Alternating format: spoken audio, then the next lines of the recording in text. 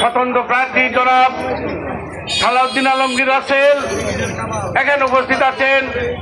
Sherpur civil surgeon জনাব doctor Anwar Hossain, আমার বৃদ্ধতুল্য মুরব্বিয়ান, যুবক ভাইরা, মা বোনেরা, সবাইকে আমি সালাম জানাচ্ছি। আসসালামু আলাইকুম।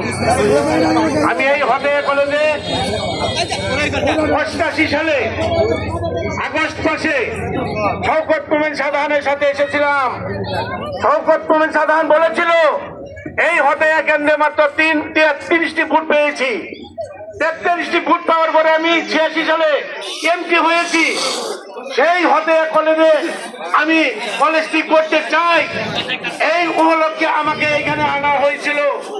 আমি রাত দিন পরিশ্রম করে এই হতেয়ার মানুষ মাত্র আওয়ামী লীগের 33টি ভোট দিয়েছিল বিদায়